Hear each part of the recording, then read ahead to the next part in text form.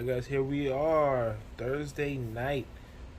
Track and field is about to begin in the Olympics, and we are excited. Well, I'm excited. Here we gonna do some predictions. We'll do some predictions of the women's events and the men's events. We'll have this video showcase the women's events, and I'll post another video later with the men's predictions. So let's get started. Alright, so let's talk about this 100-meter dash. Shelly-Ann Fraser-Pryce is obviously the favorite right now, but don't sleep on Elaine Thompson, who is world champ in the 100 and the 200, looking to come back for her crown.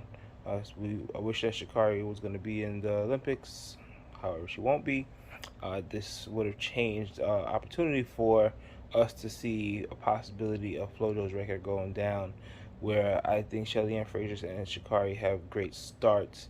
Elaine Thompson, who may come on strong at the end, she won't push Shelly-Ann to a faster time. So where the race might come down to the last couple meters, it won't come down to a faster world record setting pace.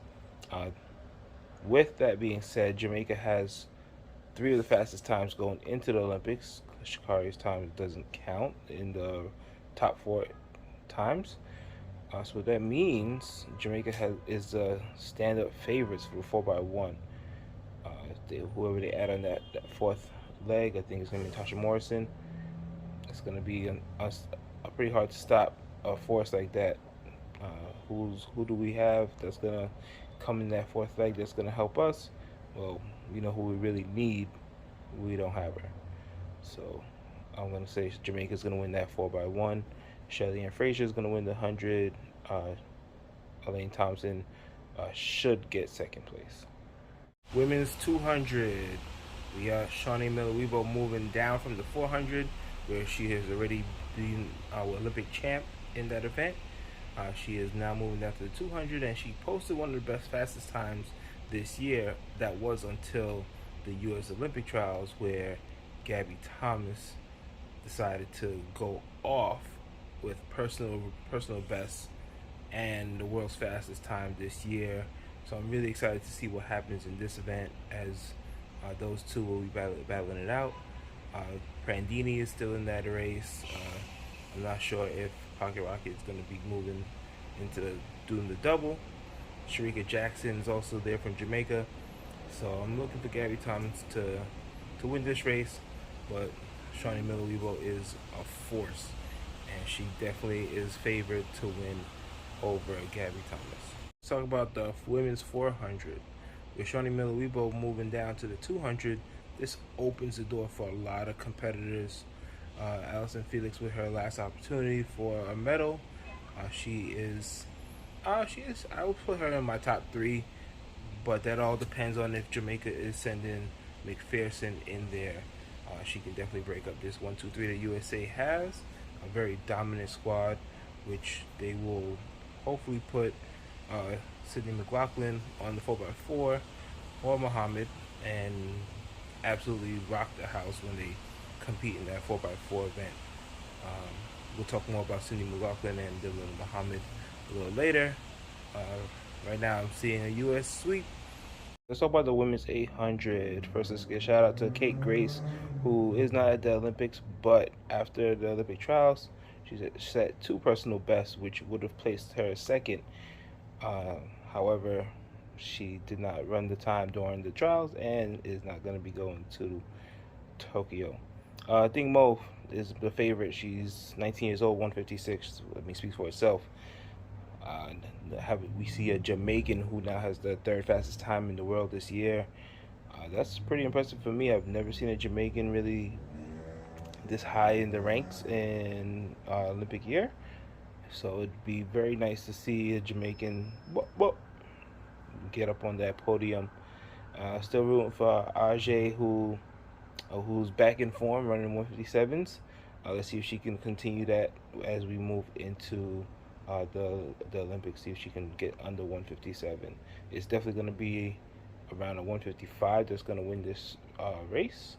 And I think Mo can do it. I'm only going to talk about the women's 1500 real quick, because Safan Hassan is my favorite. Not sure if she's gonna run the 15, the 5, or the 10K. This is someone who definitely could run all three.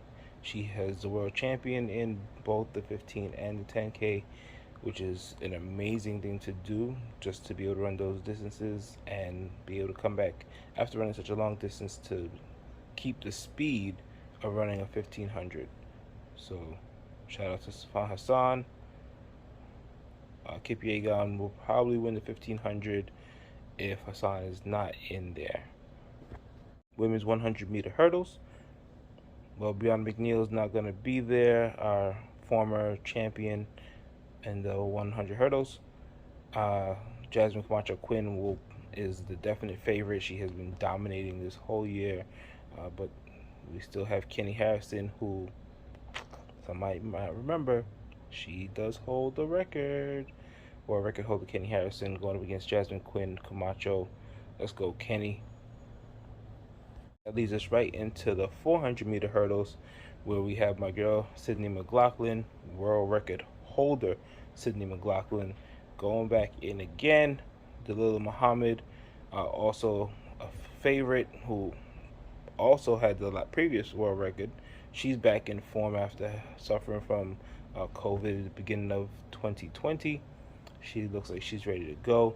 I think Sydney McLaughlin, with the training that she's been going through, she might be able to even run faster. And Dalilah Muhammad now has another month and a half of training in her.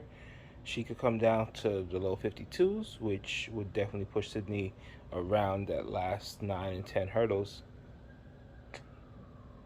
And we might see another world record going down.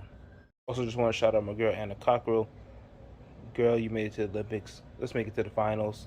Let's make some noise. Do your thing. Last event, women's 300-meter steeplechase. It'll probably go to Kenyan. Gerudo's run almost 9 flat. I'm just rooting for Emma Coburn to get down to that 902, 901 area. If she could break 9 minutes, that'd be awesome. I think that 902 would win the steeplechase. Those are my predictions for the women's events in the Olympics, the track portion. Let's see if I'm right. Let's come back and visit this in a week, and let's see which ones I bombed on and which ones I did great on. Stay tuned for the men's side. I'll be making that video very shortly.